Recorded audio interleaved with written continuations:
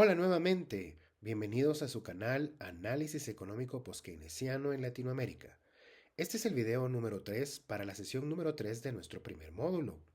En esta sesión estamos analizando la creación de dinero crédito, es decir, estamos analizando el proceso de creación y destrucción de dinero que ocurre en la banca comercial. En este video también estoy compartiendo el enlace para los primeros dos videos de esta sesión para todos aquellos que no han tenido oportunidad de verlos. ¿Qué les parece entonces si continuamos?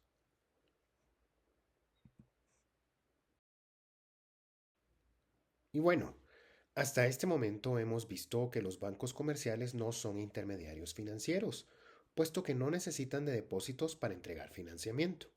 Con la ayuda de algunos expertos, hemos analizado que los bancos entregan financiamiento creando depósitos en el proceso y buscan las reservas después. Todo esto es ignorado por el análisis económico neoclásico. Y algunos de ustedes ya se estarán preguntando, entonces, de acuerdo con la economía neoclásica, ¿cómo se crea el dinero? Bueno, de acuerdo con la teoría económica neoclásica, la creación de dinero ocurre a través del multiplicador monetario. Este concepto equivocado es el que se enseña a estudiantes de economía y finanzas en casi todas las universidades alrededor del mundo. Y como demostraré, este modelo equivocado también es el que se enseña en las mejores universidades del mundo y es el modelo en el que creen firmemente los economistas más reconocidos a nivel internacional y los economistas que se dedican a formular políticas públicas. Empecemos entonces a analizar este modelo equivocado. Y bueno, hablemos sobre el multiplicador monetario. Este concepto explica, de acuerdo con la teoría neoclásica, cómo los bancos crean dinero de forma colectiva, al multiplicar el dinero creado por la banca central. El multiplicador monetario puede expresarse de la siguiente forma. M es igual a M minúscula por B. M es la cantidad de dinero en circulación, es decir, la oferta monetaria. B es la base monetaria y M es el multiplicador monetario. Entonces, de acuerdo con esta visión, la cantidad de dinero circulando dependerá principalmente de la base monetaria y de la magnitud del multiplicador. Veamos entonces primero qué es la base monetaria. La base monetaria está conformada por el efectivo en circulación, C, eso viene de la palabra en inglés currency, y más las reservas del sistema bancario en banca central, R. Entonces la base monetaria es igual al efectivo en circulación más las reservas en banca central.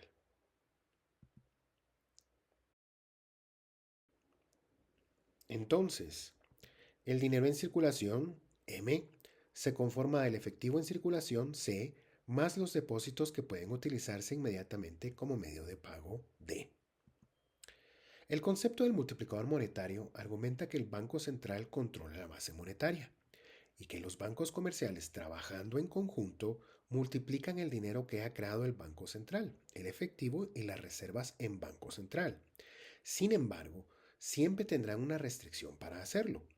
El porcentaje de requerimiento de reserva, es decir, el encaje bancario que establezca la autoridad monetaria. Entonces, la economía neoclásica considera la oferta monetaria, la cantidad de dinero que circula en la sociedad, como exógena, es decir, es controlada por el Banco Central, pues este controla la base monetaria y a la vez establece la reserva requerida, el encaje bancario. Entonces, visualicemos el concepto del multiplicador monetario con un ejemplo.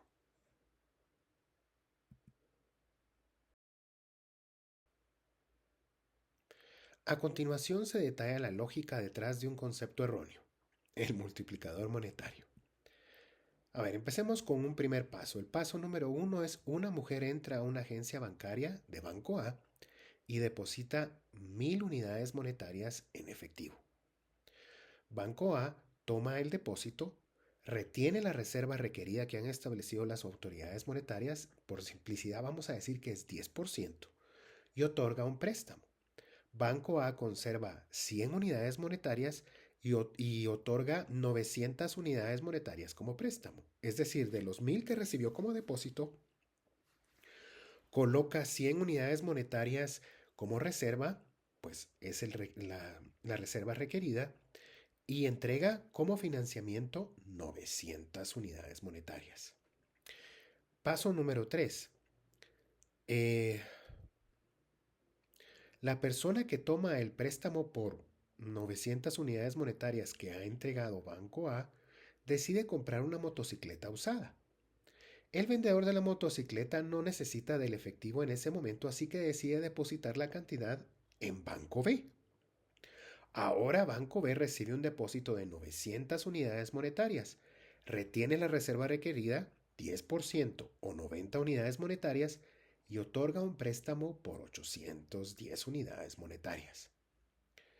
La persona que toma este préstamo de Banco B decide gastarlo en una compra de supermercado y el efectivo que recibe el supermercado se deposita en Banco C. Banco C recibe un depósito por 810 unidades monetarias. Y es así como este proceso continúa presentándose. Regresemos al ejemplo al inicio del ejemplo. Banco A recibe 1000 unidades monetarias de depósito, coloca 10% en reserva y tiene fondos prestables por 900 unidades monetarias. Banco B recibe ese depósito, ¿sí?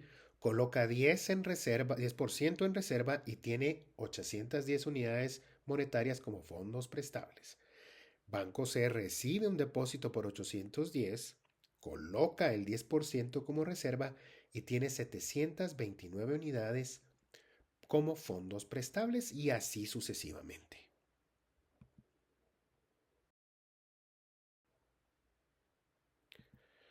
Pero hay un problema serio con el concepto del multiplicador monetario. Supuestamente este proceso continúa, ¿no? La misma cantidad de dinero, las 1000 unidades en efectivo al inicio del ejemplo, se vuelven a prestar una y otra vez con un 10% de esa cantidad colocado como reserva en cada ocasión.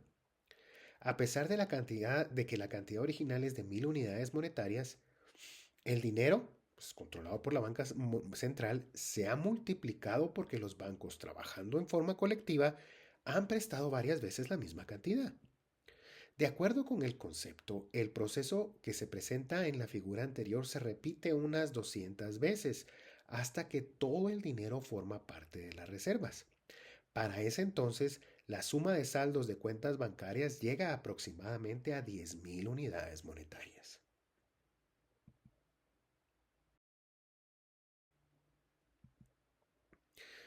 Bueno, entonces el multiplicador monetario afirma que los bancos crean dinero de forma colectiva, porque la misma cantidad de dinero se cuenta varias veces.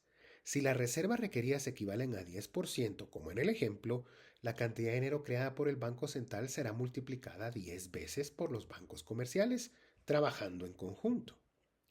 Este modelo de cómo se comporta la banca comercial es totalmente incorrecto, pero aún así se continúa enseñando en universidades a estudiantes de economía y finanzas. Peor aún, como ya lo mencionamos, es el modelo que utilizan las autoridades monetarias.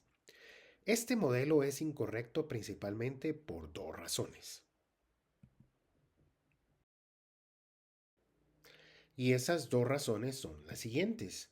La primera es que asume que los bancos deben esperar a que alguien llegue a depositar ahorros para otorgar préstamos. Es decir, los bancos pueden actuar solamente de forma pasiva y esperar a que alguien llegue a llevarles ahorros para entregar préstamos. Si esto fuese cierto, no existirían esas épocas de auge de concesión de préstamos como sucedió en la víspera de la crisis financiera de 2008. La otra razón es que asume que el Banco Central tiene control sobre la cantidad de dinero que circula en la economía, al ejecutar cambios en el nivel de reserva requerido y realizando cambios en la cantidad de dinero que circula y en el nivel de reservas de la banca comercial, en el Banco Central. Según el modelo, la multiplicación del dinero dependerá de la magnitud del multiplicador monetario, es decir, de la reserva requerida que establezcan las autoridades monetarias. Si la reserva requerida es 10%, el dinero se multiplicará 10 veces. Si es 20%, el dinero se multiplicará 5 veces. Ahora veamos rápidamente las consecuencias en el análisis económico de considerar em, el multiplicador monetario como válido.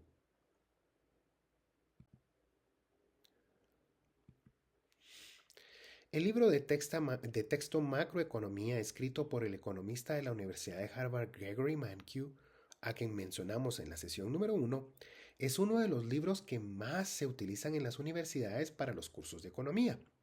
Esta es la portada de la octava edición del libro traducido al español.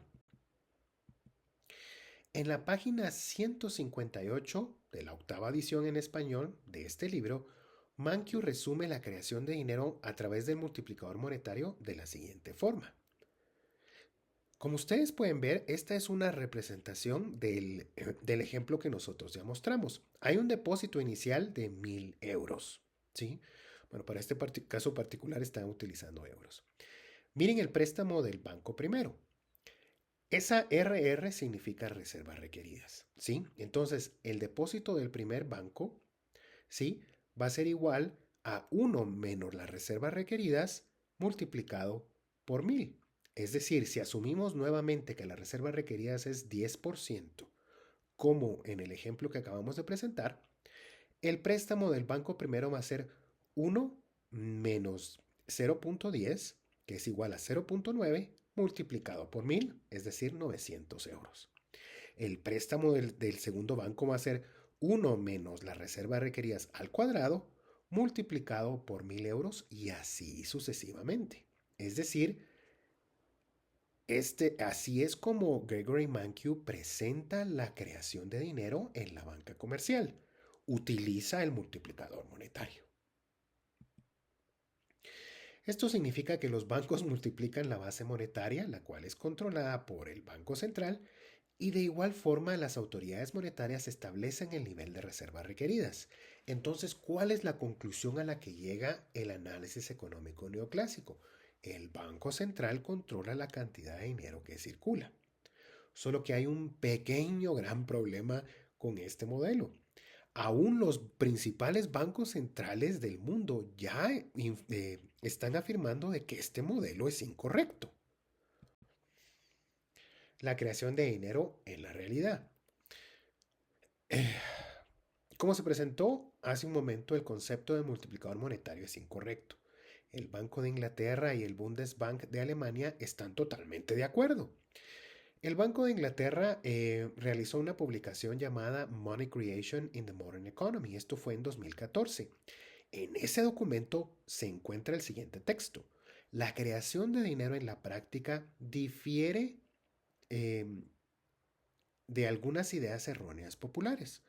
Los bancos no actúan como intermediarios prestando los depósitos que los ahorrantes depositaron, ni multiplican el dinero del Banco Central para crear nuevos préstamos y depósitos. La realidad de cómo se crea el dinero hoy en día difiere de la descripción que aparece en los libros de texto sobre economía. En lugar de que los bancos reciban depósitos cuando los hogares ahorran y luego los presten, los préstamos bancarios crean depósitos. Y miren qué es lo que dice el Banco Federal de Alemania, el Bundesbank, en un documento que publicó en 2017 titulado The Role of Banks, Non-Banks and the Central Bank in the Money Creation Process, aparece el siguiente texto. Basta con considerar la creación de dinero contable como un conjunto de simples asientos contables para comprender que el dinero y el crédito se crean como resultado de la interacción entre los bancos, las entidades no bancarias y el Banco Central. Y la capacidad de un banco para conceder préstamos y crear dinero no tiene nada que ver con el hecho de que disponga de un exceso de reservas o depósitos.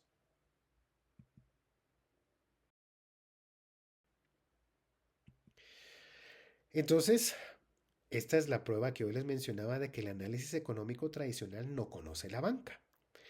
La posición del análisis económico neoclásico sobre la banca comercial es que primero deben aceptar un depósito para poder entregar préstamos. Un ejemplo de esta posición es el texto que escribió el reconocido economista Paul Krugman en el periódico The New York Times en 2012.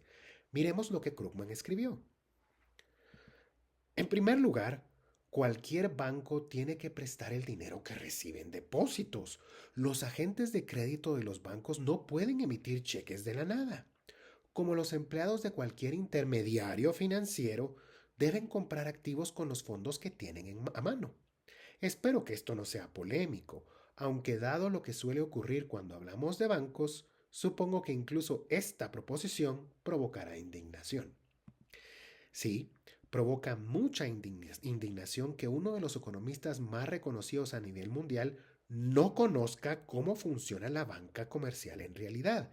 Y no solo es él, porque vimos cómo, como vimos, Gregory Mankiw, profesor en la Universidad de Harvard, tampoco conoce cómo funciona la banca, como lo demuestra en cómo presenta el modelo de multiplicador monetario para explicar la creación de dinero. Entonces nos podemos preguntar, ¿qué es lo que le enseñan a estudiantes de economía y finanzas en la Universidad de Harvard? Les enseñan el mismo modelo, el modelo equivocado del multiplicador monetario.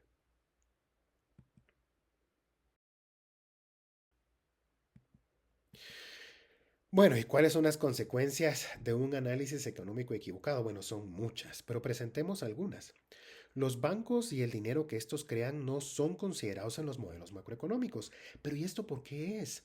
Porque recuérdense que, de acuerdo con la economía neoclásica, los bancos son intermediarios financieros. Es decir, lo único que ellos hacen es transferir fondos, ¿sí? De la persona que está ahorrando a la persona que busca financiamiento. Como los bancos y el dinero no se incluyen en los modelos, tampoco se incluye el nivel de deuda privada. Hogares y empresas solamente tienen acceso a dinero crédito contratando deuda. Más adelante en este canal veremos cómo el nivel de deuda privada es una variable fundamental para el análisis económico y un nivel de deuda privado muy alto fue la principal causa de las principales crisis que ha enfrentado el capitalismo. Estoy hablando de la Gran Depresión y de la crisis financiera de 2008. Al ser creadores de dinero nuevo en forma de depósitos, deben existir regulaciones sobre cuál será el destino de estos fondos.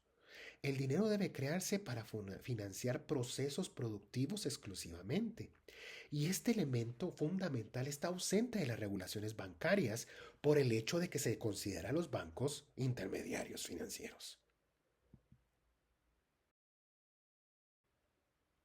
Bueno, ¿qué podemos concluir de este análisis que hemos presentado hasta este momento? La primera es que los bancos no son intermediarios financieros porque no necesitan recibir de depósitos para entregar financiamiento. La segunda es que el modelo del multiplicador monetario es totalmente erróneo porque no explica cómo funciona la banca comercial en realidad. Algunos de los bancos centrales más importantes del mundo, como el Banco de Inglaterra y el Bundesbank de Alemania, ya publicaron documentos en los que expresan que este modelo es equivocado. La tercera conclusión es que las regulaciones a la banca comercial deben incluir una guía para la entrega de créditos, ¿sí? Por el hecho de que la banca crea dinero nuevo, es muy importante que ese dinero que se ha creado sea dirigido exclusivamente para financiar procesos productivos. En sesiones más adelante en este canal explicaremos por qué esto es tan importante. Y una última conclusión es que, como se verá más adelante también en este canal, el nivel de deuda privada es una variable fundamental para el análisis económico. Bueno, ¿qué podemos decir sobre la creación de dinero por la banca comercial? Para que la banca comercial pueda crear dinero, la operación debe afectar tanto los activos como los pasivos y capital del sistema bancario. Por ejemplo, al entregar préstamos, la banca comercial incrementa el lado del pasivo, pues crea un depósito para el cliente al que otorga el préstamo, e incrementa el lado del activo al registrar el título de deuda que su cliente ha firmado en el que se declara deudor del banco y lo registra en su portafolio de inversión llamado cartera de préstamos o cartera de créditos. Por otro lado, el pago de cuotas de un préstamo representa destrucción de dinero, puesto que el balance general del sector bancario se reduce. Se reducen los depósitos, el dinero del lado del pasivo, y se reduce el volumen de la cartera de créditos del lado del activo. Esta reducción en el balance general del sector bancario representa destrucción de dinero crédito. ¿Y el cobro de intereses representa creación de dinero? El cobro de intereses que realiza la banca sobre los préstamos que entrega no representa creación de dinero. El pago de intereses es una reducción del patrimonio que sufre el agente económico que contrató el préstamo, como ya vimos. Por esta razón se argumenta que el pago de intereses para tener acceso a dinero, crédito, es una transferencia de riqueza de los agentes que contratan los préstamos hacia los accionistas de los bancos comerciales. Si los agentes económicos de una sociedad, hogares, empresas se encuentran muy endeudados, esto puede desestabilizar la economía, sobre todo si se presenta una desaceleración económica. En realidad, el nivel excesivo de deuda privada fue el detonante de las últimas dos grandes crisis que ha sufrido el capitalismo: la Gran Depresión de los años 30 y la crisis financiera mundial de 2008. Al considerar a los bancos como intermediarios financieros, se cree equivocadamente que los bancos solamente redistribuyen fondos. Por esta razón, los bancos y el nivel de deuda son variables que no se incluyen en los modelos de la economía neoclásica. También es importante que, que consideremos esto. ¿Cómo se debe considerar a la banca comercial? Los bancos no reciben depósitos, toman prestado del público. En el momento que una persona deposita en un banco comercial, está dando ese dinero como préstamo al banco, porque servirá para financiar las operaciones de esta institución.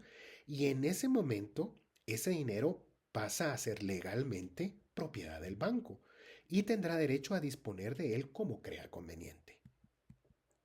Los bancos no entregan préstamos, compran títulos de deuda de sus clientes. Recuerden que los bancos no prestan dinero que estaba teniendo otro uso.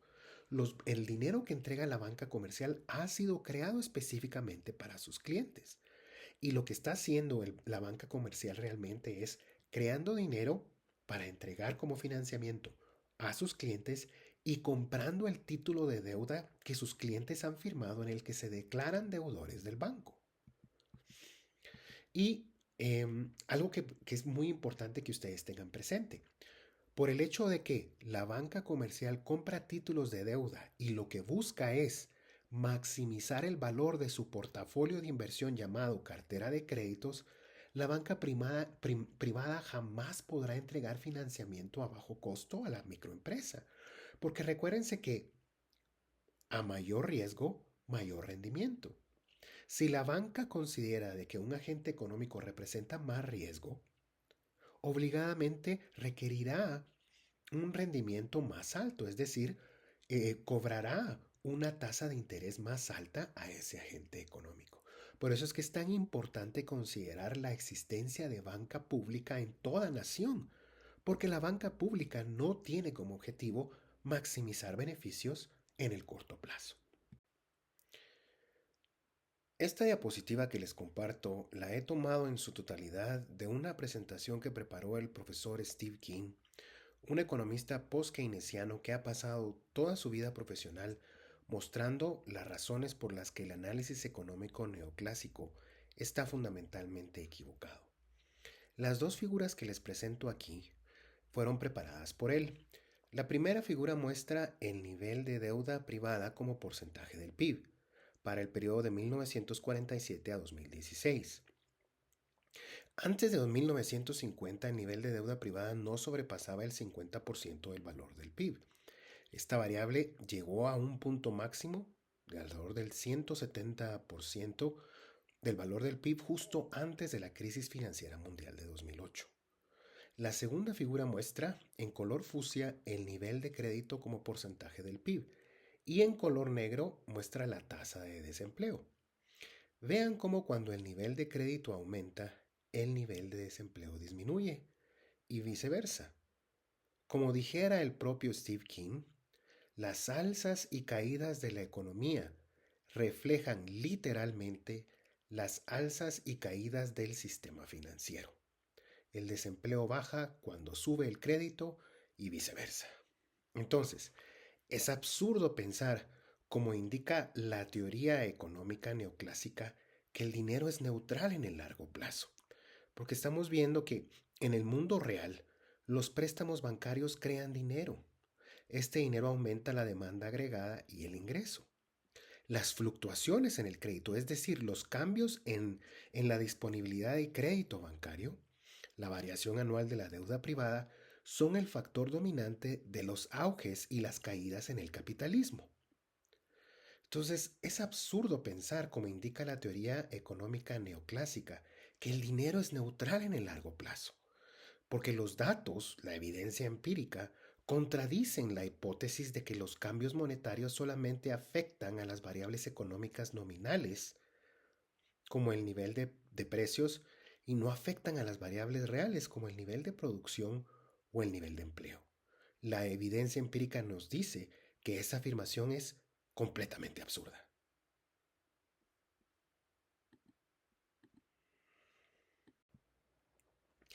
Y aquí les estoy presentando, pues les dejo el enlace para unas lecturas sugeridas. La primera de ellas es el documento Money Creation in the Modern Economy del Banco de Inglaterra, publicado en 2014. Y abajo les comparto el enlace para la versión en español de ese documento. Y luego también les comparto el enlace para el documento que publicara el Banco Federal de Alemania o el Bundesbank en 2017, titulado The Role of Banks, Non-Banks and the Central Bank in the Money Creation Process. Lamentablemente ese documento está únicamente disponible en inglés, pero son documentos que recomiendo mucho puedan leerlos porque explican de una forma muy clara por qué los bancos no son intermediarios financieros.